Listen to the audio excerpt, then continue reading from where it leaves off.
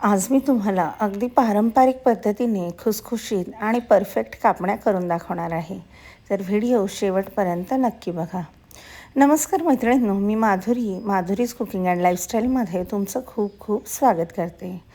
कापण्या करताना पीठ कसं मळायचं, त्यानंतर किती लाटायचं, किती तळायचं, ह्या छोट्या छोट्या टिप्स माहीत असतील तरी देखील कापण्या एकदम परफेक्ट होतात. तुमच्या कापण्या कधी कडक होतात, कधी फुटतात, वातड होतात. तर ह्या सगळ्या चुका टाळून आज आपण परफेक्ट अशा कापण्या बनवूयात. सणवार असो की पाहुणे, ह्या कापण्या एकदा जर बनवल्या तर सगळ्या रेसिपी नक्कीच तुम्हाला विचारणार. चला तर मग रेसिपीला सुरुवात करूया. ह्यासाठी एका पातेल्यामध्ये किंवा पॅनमध्ये 1 वाटीला थोडंसं कमी पाणी घ्यायचं आहे आणि सगळं मेजरमेंट आपण एकाच वाटीने घेणार आहोत. आता हे पाणी आपल्याला उकळून वगैरे घ्यायचं नाही आहे. ह्यामध्ये गूळ घालून घ्यायचा आणि हे दोन्ही मिक्स करून मग गॅसची फ्लेम ऑन करायची आहे. तर मैत्रिणींनो, ह्या गुळाचा आपल्याला पाक वगैरे अजिबात बनवायचा नाही आहे.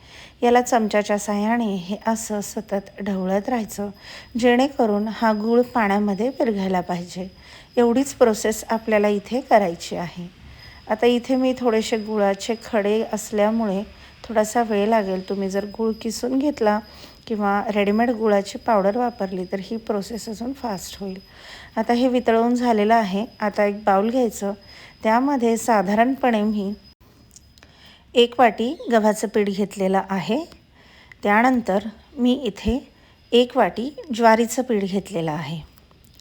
आता काय करायचं, ह्यामध्ये परत अर्धी वाटी ज्वारीचं पीठ मी घालून घेतलेलं आहे, कारण मला हे थोडंसं कमी वाटत होतं. तर इथे मी 1 वाटी गव्हाचं पीठ आणि साधारणपणे 1 वाटी ज्वारीचं पीठ घेतलेलं आहे. आता यामध्ये मी 2 चमचे रवा घालून घेतलेला आहे आणि त्यानंतर इथे आपण यामध्येच 2 चमचे बेसन पीठ घालून घेणार आहोत. तर आधी मी ज्वारीचं अर्धा वाटी पीठ घेतलं आणि परत आपण अर्धा वाटी पीठ ॲड केलेलं आहे. तर टोटल 1 वाटी गव्हाचं पीठ, 1 वाटी ज्वारीचं पीठ, 2 चमचे रवा, 2 चमचे बेसन आतापर्यंत आपण इथे घेतलेलं आहे. आता दुसऱ्या बाउलमध्ये मी हे गुळाचं पाणी इथे गाळून घेते आहे, जेणेकरून थोडाफार जर काही कचरा वगैरे असेल तर तो निघून जाईल किंवा थोडेसे गुळाचे खडे पण राहतात, तर ते देखील यामध्ये मिक्स करून घ्यायचे आहेत. तर आता हे पाणी व्यवस्थित गाळणीने गाळून घेतल्यानंतर पुढची प्रोसेस आपण यामध्ये करणार आहोत. आता हे सगळे पिठं चमच्याच्या साहाय्याने व्यवस्थित मिक्स करायचं आहे आणि यामध्ये 1 बाय 1 आपल्याला साहित्य घालून घ्यायचं आहे. तर सगळ्यात आधी अगदी चिमूटभर इथे मीठ घालून घ्यायचं आहे. त्यानंतर इथे मी वेलची पावडर घालून घेते आहे. सुंठ पावडर, बडीशोप तुम्ही यामध्ये ॲड करू शकता, पण आमच्या घरी तितकासा तो फ्लेवर कुणाला आवडत नाही, त्यामुळे मी फक्त विलायची पावडर इथे घालून घेते आहे. आता विलायची पावडर घालून घेतल्याच्यानंतर एका छोट्या पॅनमध्ये मी तेल गरम करण्यासाठी ठेवलेलं आहे. इथे मी साधारणपणे आपली जी तेलाची पळी असते त्या पळीने 2 पळ्या तेल इथे घेतलेलं आहे. तेल छान कडकडीत असं गरम करायचं आणि नंतर या पिठामध्ये घालून घ्यायचं आहे. तेल छान गरम करायचं. तेलाच्या ऐवजी तुपाचा वापर देखील या ठिकाणी तुम्ही करू शकता. आता हे गरम झालेलं तेल ह्या पिठामध्ये सगळ्यात आधी घालून घ्यायचं आहे. तेल गरम असल्यामुळे हाताचा वापर न करता मिक्स करताना चमच्याचा वापर इथे आपण करणार आहोत. तर सुरुवातीला खूप गरम आहे म्हणून चमचा वापरायचा, नंतर सगळं हाताच्या साहाय्याने व्यवस्थित मिक्स करून घ्यायचं आहे. तरी आता जरी हे पीठ तुम्हाला थोडंसं कमी वाटत असेल तर आपण थोडंसं पीठ यामध्ये नंतर ॲड करू शकतो. काही विशेष असा परिणाम होत नाही. बेसन पीठ आणि रवा घातल्यामुळे कापण्या बिस्किटसारख्या छान खुसखुशीत होतात आणि ह्या कापण्या बरेच दिवस टिकतात, अजिबात खराब होत नाही. तर आता तेल व्यवस्थित ह्या पद्धतीने पिठामध्ये मिक्स करून घ्यायचं आहे आणि त्यानंतर गुळाचं थोडं थोडं पाणी घालून याचा आपल्याला गोळा मळून घ्यायचा आहे. आता पाणी घातल्यानंतर जर हे पीठ आपल्याला पातळ वाटलं तर यामध्ये आपण परत एकदा गव्हाचं पीठ ॲड करणार आहोत. सुरुवातीला थोडंसं पाणी घालायचं म्हणजे खूप पातळ असं होत नाही आणि नंतर उरलेलं पाणी यामध्ये आपल्याला घालून घ्यायचं आहे. तर आता साधारणपणे कन्सिस्टन्सी अशी आहे. तर यामध्ये मी 1 वाटी गव्हाचं पीठ ॲड करून घेतलेलं आहे आणि उरलेलं गुळाचं पाणी देखील आपण यामध्ये ॲड करून घेणार आहोत. तर यासाठी इथे मला 2 कप गव्हाचं पीठ 1 कप ज्वारीचं पीठ, 2 चमचे बेसन पीठ आणि 2 चमचे रवा इथे ॲड करून घेतलेला आहे। तर हे एकदम परफेक्ट असं प्रमाण आहे। तर आपल्याला हा गोळा खूप असा घट्ट वगैरे मळायचा नाही आहे, कारण काय होतं नंतर हा गोळा अजून जास्त जर घट्ट झाला तर लाटायला प्रॉब्लेम येऊ शकतो। मळून झाल्याच्या नंतर तुम्हाला मी कन्सिस्टन्सी याची दाखवणारच आहे। तर खूप झटपट बनवून तयार होतात, अजिबात बिघडत नाही। आता गोळा मळून झाला, थोडंसं तेल घालायचं आणि ग्रीस करून घ्यायचं आहे। ही आजची रेसिपी आपल्या लहानपणीच्या आठवणी जाग्या करणारी पारंपरिक रेसिपी आहे। एकदम खुसखुशीत, हलकी, तोंडात टाकताच विरघळणाऱ्या ह्या कापण्या खायला एकदम अप्रतिम लागतात। बनवून जर ठेवल्या तर मुलांच्या टिफिनला देखील तुम्ही ह्या देऊ शकता। तर आता काय करायचं, 10 मिनिट याला असंच रेस्ट करायला ठेवायचं आहे। छान असं मळून घ्यायचं आणि आता हा गोळा दाखवते मी तुम्हाला, याची कन्सिस्टन्सी तुमच्या लक्षात आलीच असेल। आता पोळपाट घ्यायचा आणि याची जाडसर अशी पोळी आपल्याला लाटून घ्यायची आहे। तर नॉर्मली आपण रोज खाताना ज्या पोळ्या करतो त्या थोड्या पातळ असतात आणि आपल्याला ही मीडियम जाड ठेवायची आहे, म्हणजे खूप जास्त जाडही नाही आणि खूप पातळही नाही। तुम्ही जर पातळ केली तर कडक होईल, वातड होईल आणि जाड केली तर खायला तशी चव लागणार नाही। आता लाटून घेतल्यानंतर यावरून थोडीशी खसखस अशी भुरभुरायची आहे, यामुळे कापण्या दिसायला खूप छान दिसतात। खसखस घरात नसेल किंवा वापरायची नसेल तर तुम्ही या ठिकाणी तिळाचा वापर देखील करू शकता, दिसायला छान दिसतं।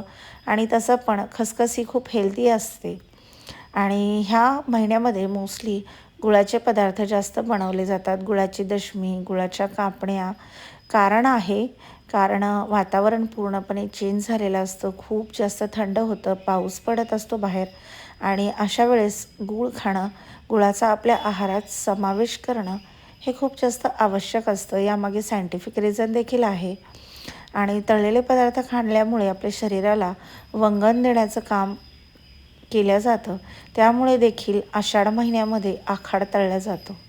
तर तुम्हाला वाटेल आता मी कुठलं हे तुम्हाला ज्ञान पाजळते आहे, तर ह्या बेसिक गोष्टी आपल्याला माहीत असतात पण आपल्या मुलांना माहीत नसतात आणि मुलं आपल्याला विचारतात की मम्मा हे काय असतं, आपण हे का करतो। तर आपल्याकडे हल्लीच्या काळात तर प्रत्येक गोष्टीचं उत्तर असणं खूप आवश्यक असतं। आता याला डायमंड शेपमध्ये मी इथे कट करून घेते आहे। जोपर्यंत मी कट करून घेते आहे तोपर्यंत मी कढईमध्ये तेल गरम करण्यासाठी ठेवलेलं आहे, जेणेकरून माझ्या कापण्या कट होईपर्यंत तेल अगदी छान असं गरम होईल। तर मैत्रिणींनो, तळताना देखील काही गोष्टी लक्षात ठेवायच्या आहे, तर त्या देखील मी तुम्हाला टिप्स सांगणार आहे, ज्यामुळे तुमच्या कापण्या छान अशा खुसखुशीत होतील। आता ह्या अशा डायमंड शेपमध्ये कट करून घेतल्याच्या नंतर आपण याला तळून घेऊयात। तुम्ही बघू शकता आकार अतिशय सुंदर परफेक्ट असा आलेला आहे। तुम्हाला जर स्क्वेअर शेपमध्ये करायचं असेल तर ते देखील करू शकता। सुरुवातीला किंचित पीठ टाकायचं, तेल गरम झालं की नाही चेक करायचं आणि त्यानंतर यामध्ये कापण्या सोडून घ्यायच्या। तेल गरम होईपर्यंत गॅसची फ्लेम मोठी ठेवायची, त्यानंतर गॅसची फ्लेम तुम्ही लो टू मीडियम करू शकता, कारण ह्या कापण्या आपल्याला हाय फ्लेमवर तळायच्या नाही आहेत। हाय फ्लेमवर वरून कापण्या तळल्या जातील आणि आतून तशाच कच्च्या राहतील, तर ही रिस्क घ्यायची नाही आहे।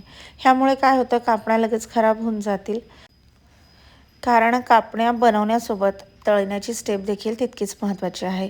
ह्या जर कच्च्या राहिल्या आणि तुम्ही डब्यामध्ये तशाच ठेवल्या तर याला बुरा येऊ शकतो, खराब होऊ शकतात।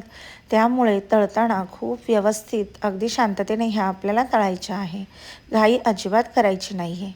तर आता ह्या पद्धतीने छान थोड्याशा लालसर होईपर्यंत आपण याला तळून घेणार आहोत। आता मी गॅसची फ्लेम थोडीशी कमी केलेली आहे। तर ह्याच पद्धतीने मी सगळ्या कापण्या इथे तळून घेते आहे। अजिबात न बिघडणाऱ्या, महिनाभर टिकणाऱ्या, खायला अतिशय अप्रतिम खुसखुशीत अशा कापण्या आज आपण इथे बनवत आहोत। तर मुलांना बाहेरचे बिस्किट्स वगैरे देण्यापेक्षा ह्या कापण्या बनवून जर दिल्या तर मुलं देखील आवडीने खातील आणि प्लस खूप अशी हेल्दी रेसिपी आहे। तर ह्या पद्धतीने सगळ्या कापण्या इथे मी बनवून घेते आहे आणि तळून घेते आहे। ॲट अ टाईम मी दोन्हीही प्रोसेस करते आहे। तर सगळ्या कापण्या इथे मी बनवून घेतलेल्या आहे, खूप सुंदर अशा झालेल्या आहेत, सगळ्यांना खूप आवडलेल्या आहेत।